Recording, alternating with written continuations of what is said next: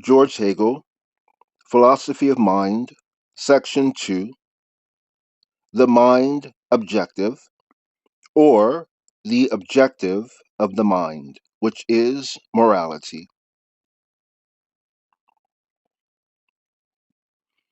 Encyclopedia section 483.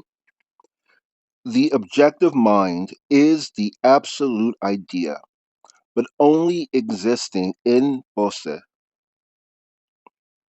and as it is thus on the territory of finitude, its actual rationality retains the aspect of external apparency. The free will finds itself immediately confronted by differences which arise from the circumstance that freedom is its inward function and aim, and is in relation to an external and already subsisting objectivity, which splits up into different heads,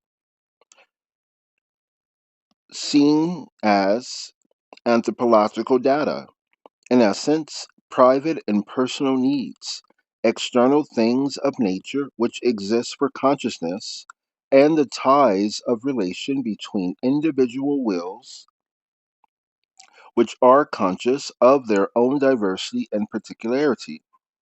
These aspects constitute the external material for the embodiment of the will. Encyclopedia section 484.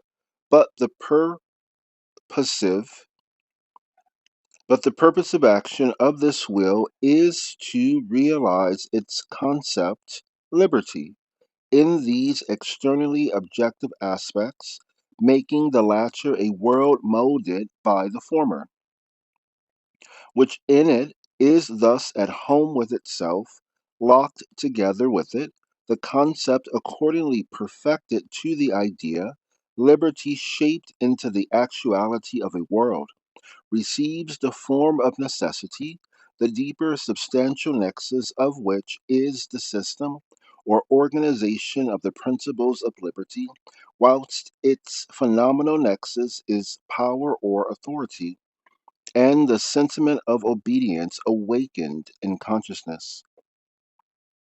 Section 485.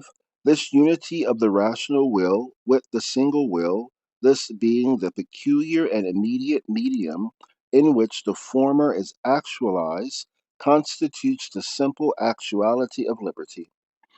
As it and its content belongs to thought and is the virtual universal, the content has its right and true character only in the form of universality. When invested with this character for the intelligent consciousness, or instituted as an authoritative power, it is law.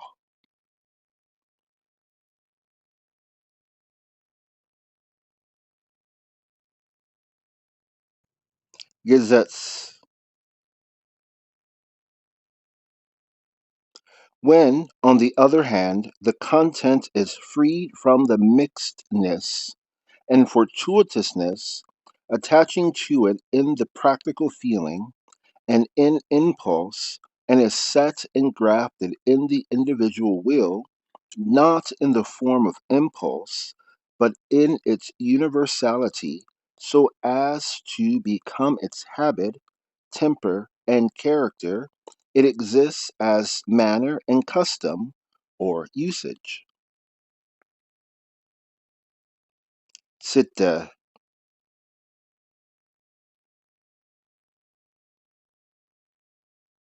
Encyclopedia section 486. This reality in general,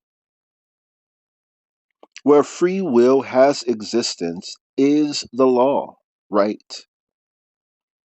The term being taken in a comprehensive sense, not merely as the limited juristic law, but as the actual body of all the conditions of freedom.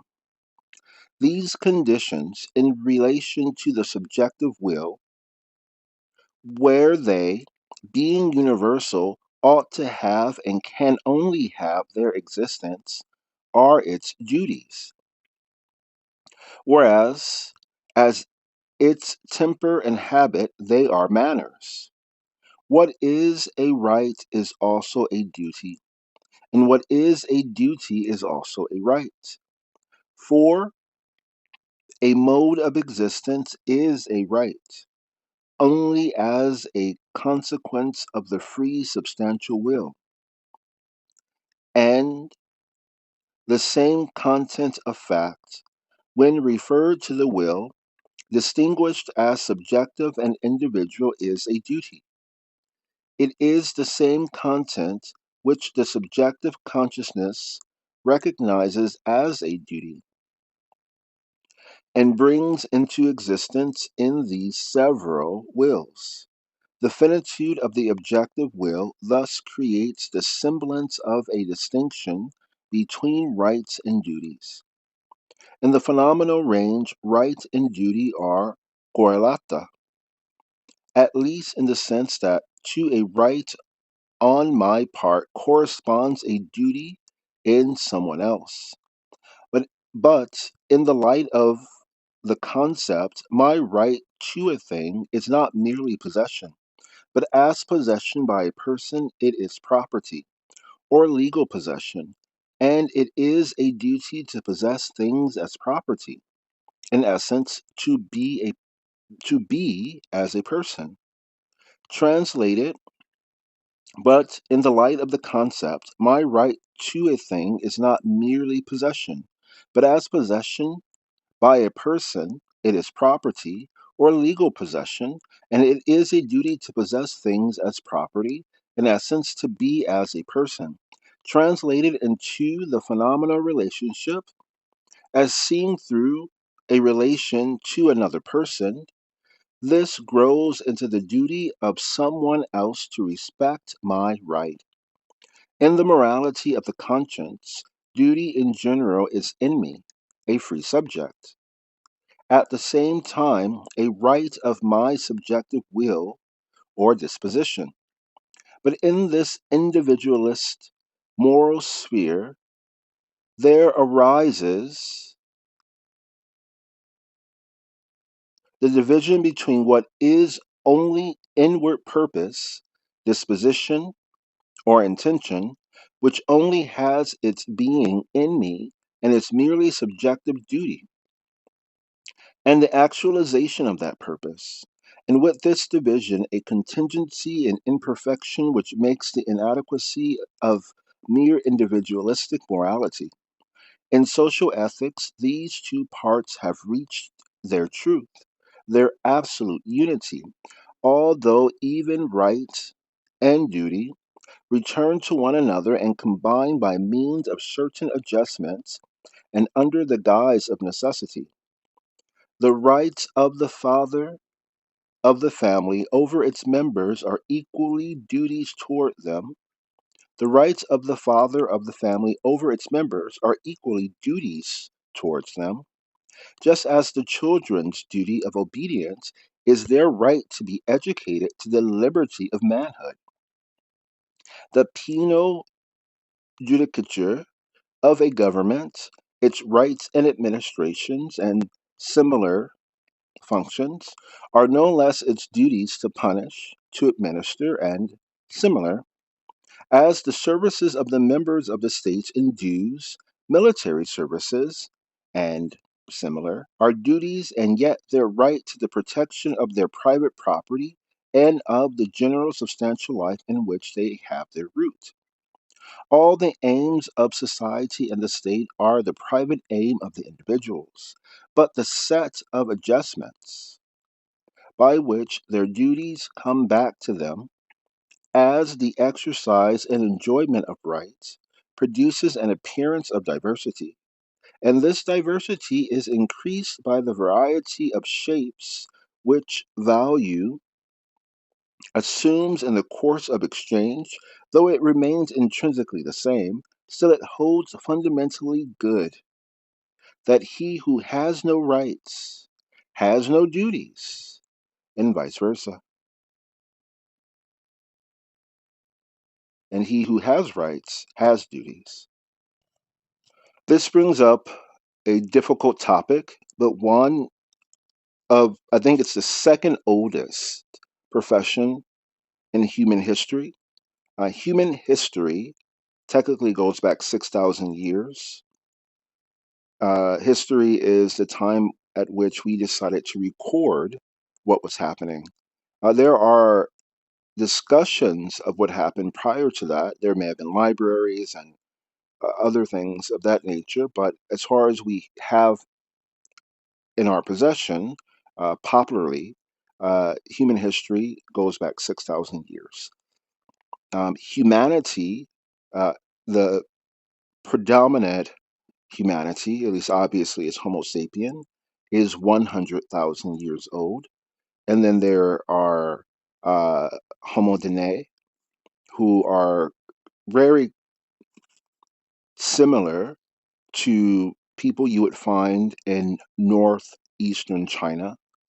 And then there is Homo Sovian, who are in effect today's Ukrainians and those of the Nordic countries. And then there is Homo neanderthalis, who are very similar to First Nation individuals that you might find in Canada. And there are, and Homo sapiens come from the area around Niger, and their physical characteristics are either very dark brown, approaching black, or the albino form of that, which is a very unique uh, pale white, often with light colored eyes. This is where Homo sapien comes from. So, the second oldest profession in human history is slavery. And in that last comment about having no rights, therefore you have no duties, it should not be assumed that all slaves had or have no rights, because slavery still does exist. In the Islamic culture, who I believe are overwhelmingly, at least the original culture, uh, Homo neanderthalis, the slavery that exists there is akin to foster care, where you take in an adult individual who, of course, can reproduce, and that adult individual is treated like a family member. They are given clothes that are similar to yours, and they eat from similar food. And it can get to the point where the individual is indistinguishable from any other family member there. And they, instead of going out to work, maybe in a business sense, they tend to work in the household and do various tasks, oftentimes with appreciation for having been made a foster care individual. And then their children are not enslaved. They're often produced by marrying within the family, and they're not enslaved. Um, Slavery among Homo sapiens has been different. It was absolute slavery of a captured person who was forced to do very difficult labor and had no rights and therefore had no duties.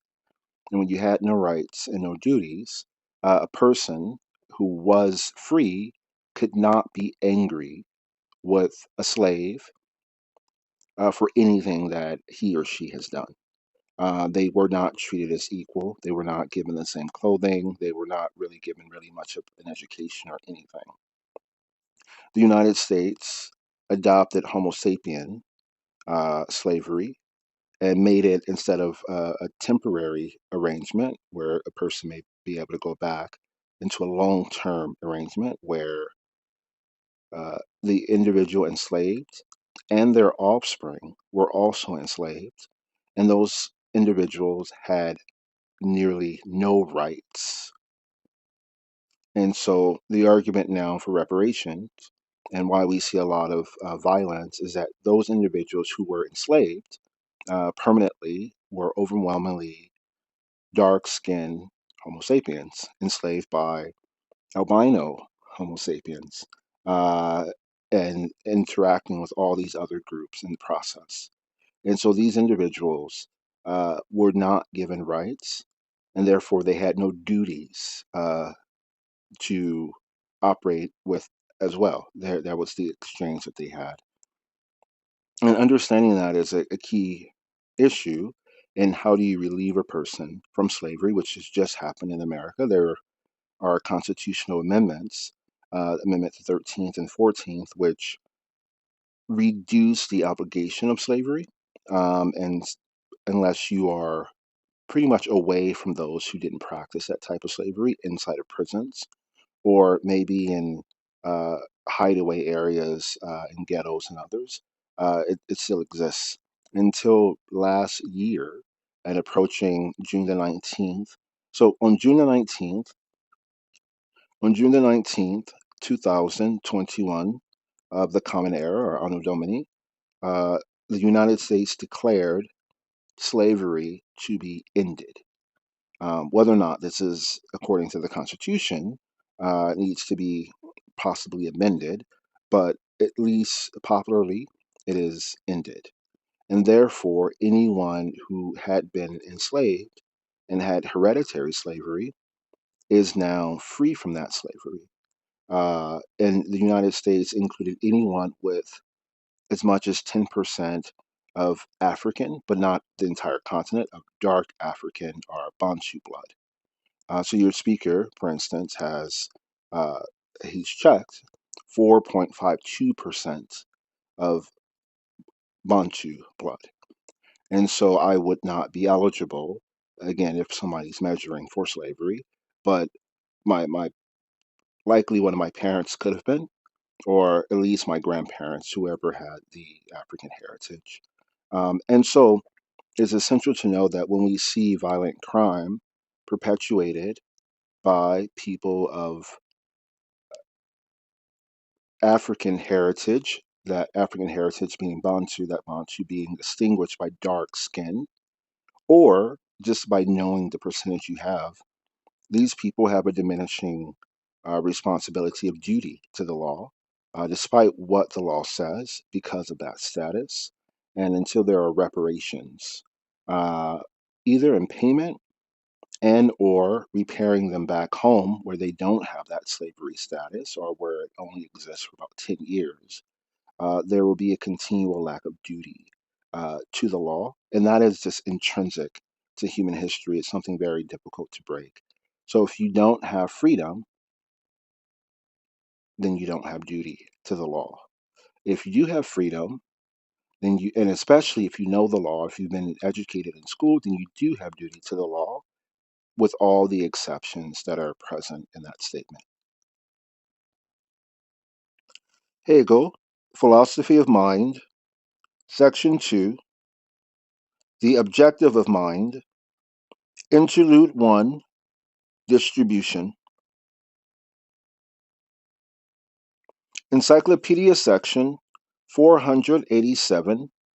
The free will is A. Itself at first immediate, and hence as a single being. The person, the existence which the person gives to its liberty, its property, the right as right, law, is formal, abstract right. B. When the will is reflected into self, so as to have its existence inside it, and to be thus at the same time characterized as a particular, it is the right of the subjective will, morality of the individual conscience. C.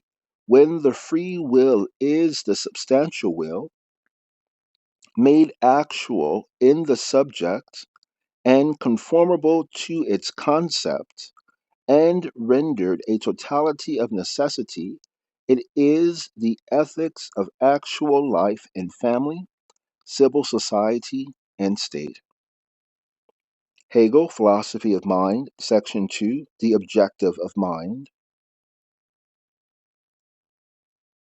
Subsection A, law, das Recht, das Rechte.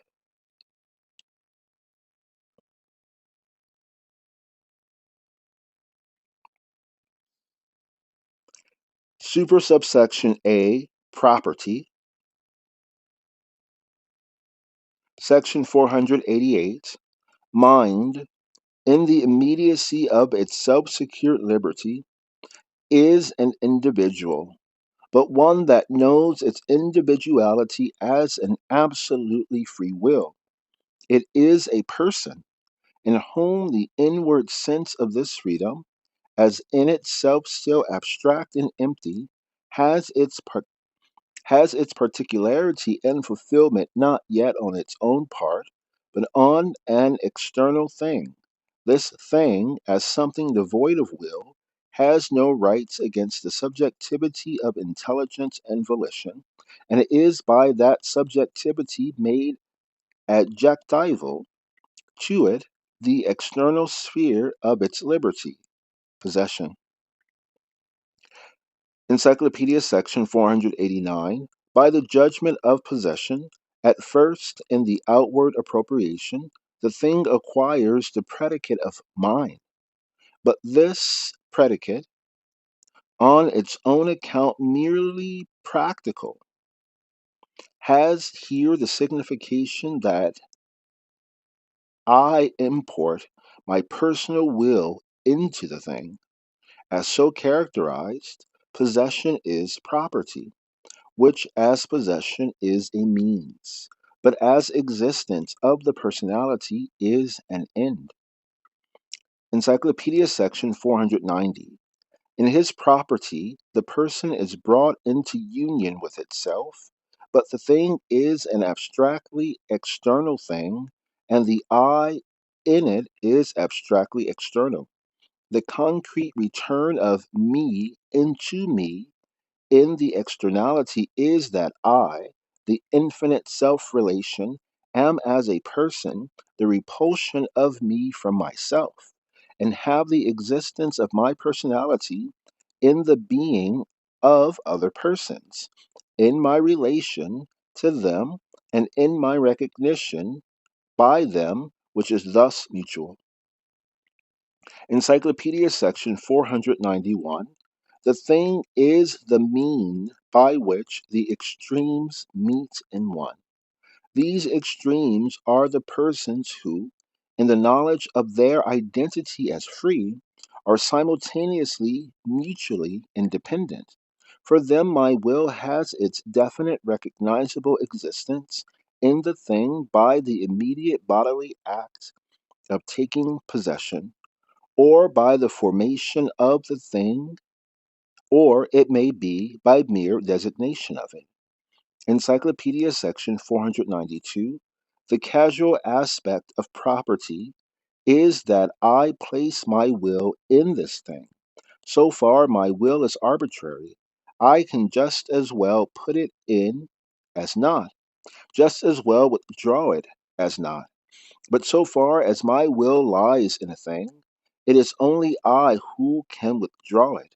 It is only with my will that the thing can pass to another, whose property it similarly becomes only with his will. Contract. Hegel, Philosophy of Mind, Section 2, The Objective of Mind, Subsection B, Contract. Encyclopedia section 493. The two wills and their agreement in the contract are as an internal state of mind, different from its realization in the performance. The comparatively ideal utterance of contract in the stipulation contains the actual surrender of a property by the one, its changing hands, and its acceptance by the other will. The contract is thus thoroughly binding. It does not need the performance of the one or the other to become so. Otherwise, we should have an infinite regress or infinite division of thing, labor, and time. The utterance in the stipulation is complete and exhaustive.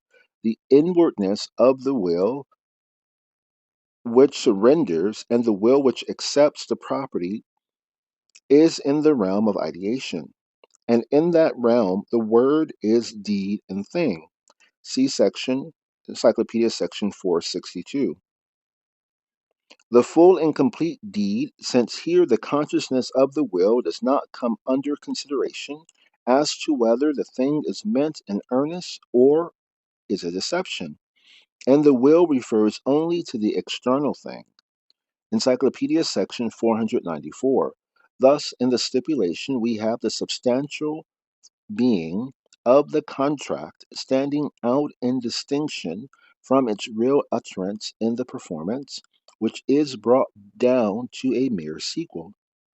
In this way, there is put into the thing or performance a distinction between its immediate specific quality and its substantial being or value, meaning by value the quantitative terms into which that qualitative feature has been translated. One piece of property is thus made comparable with another. It may be made equivalent to a thing which is in quality wholly heterogeneous. It is thus treated in general as an abstract, universal thing or commodity. Encyclopedia section 495. The contract as an agreement which has a voluntary origin and deals with a casual commodity involves at the same time the giving to this accidental will a positive fixity. This will may just as well not be conformable to law, right, and in that case produces a wrong, by which, however, the absolute law, right, is not superseded, but only a relationship originated of right to wrong.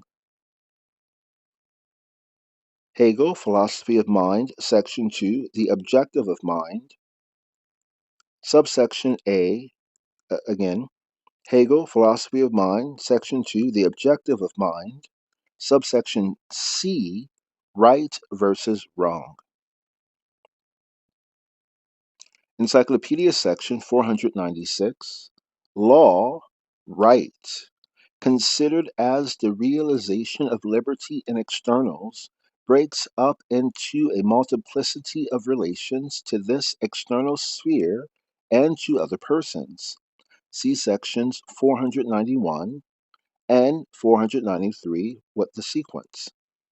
In this way, there are, in for section 1, several titles or grounds at law, of which, seeing that property both on the personal and the real side is exclusively individual, only one is the right, by which, because they face each other, each and all are invested with a show of right, against which the former is defined as the intrinsically right.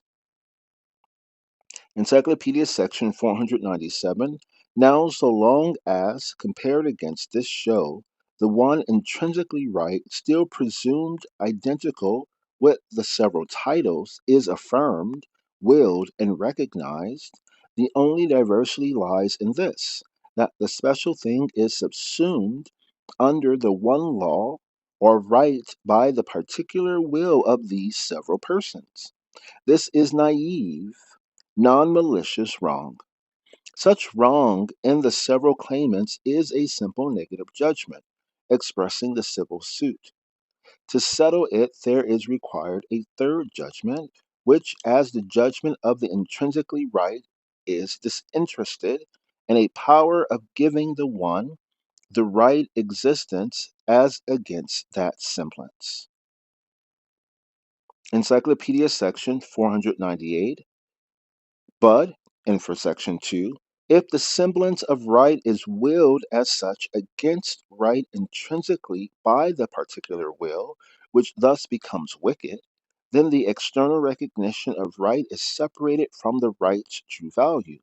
And while the former only is respected, the latter is violated. This gives the wrong of fraud, the infinite judgment as identical. See section, Encyclopedia section 173, where the nominal relation is retained, but the sterling value is let slip. Encyclopedia section 499, Infra section 3. Finally, the particular will sets itself in opposition to the intrinsic right by negating that right itself as well as its recognition or semblance.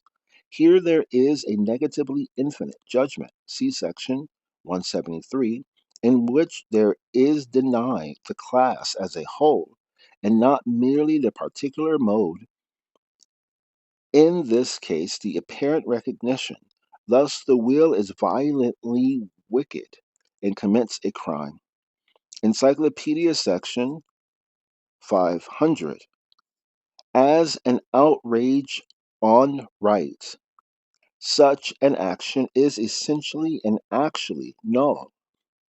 It is the agent, as a volitional and intelligent being, sets up a law, however, which is nominal and recognized by him only, a universal which holds good for him, and under which he has at the same time subsumed himself by his action. To display the nullity of such an act, to carry out simultaneously this nominal law and intrinsic right, in the first instance by means of a subjective individual will, is the work of revenge. But revenge, starting from the interest of an immediate particular personality, is at the same time only a new outrage, and so on without end. This progression, like the last, abolishes itself in a third judgment, which is disinterested punishment. Encyclopedia section 501.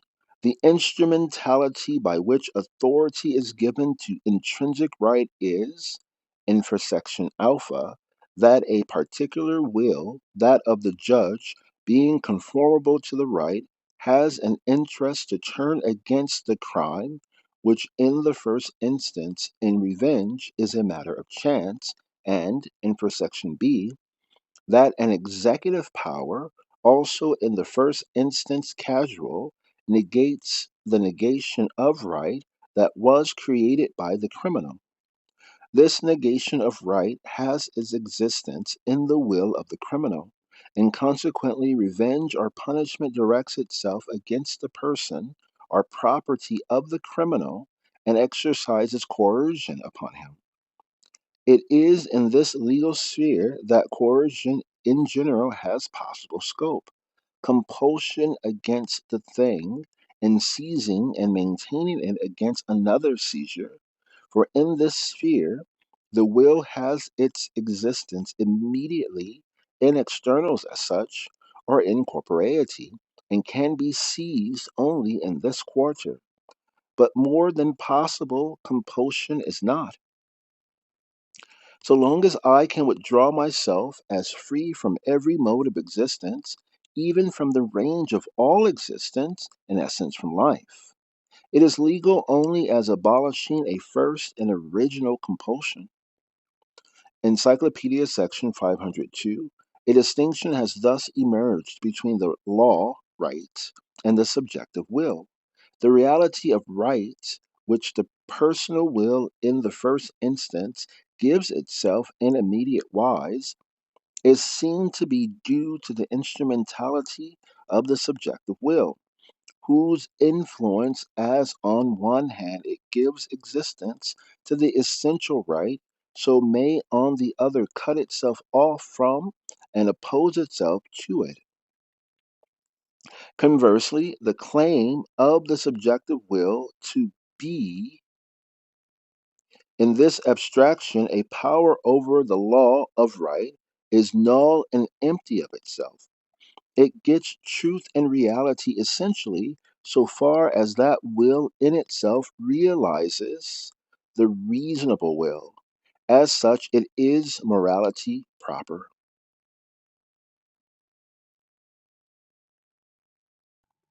Moralité.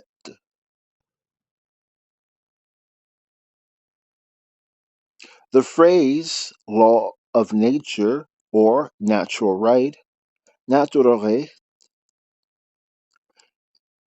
in use for the philosophy of law involves the ambiguity that it may mean either right as something existing, ready formed in nature, or right as governed by the nature of things, in essence, by the notion. The former used to be the common meaning, accompanied with the fiction of a state of nature, in which the law of nature should hold sway, whereas the social and political state rather required and implied a restriction of liberty and a sacrifice of natural rights. The real fact is that the whole law and its every article are based on free personality alone, on self determination or autonomy, which is the very contrary of determination by nature. The law of nature, strictly so called, is for that reason the predominance of the strong and the reign of force, and a state of nature, a state of violence and wrong, of which nothing truer can be said than that one ought to depart from it. The social state, on the other hand, is the condition in which alone right has its actuality. What is to be restricted and sacrificed is just the willfulness and violence of the state of nature. End of subsection A. Law, das Recht.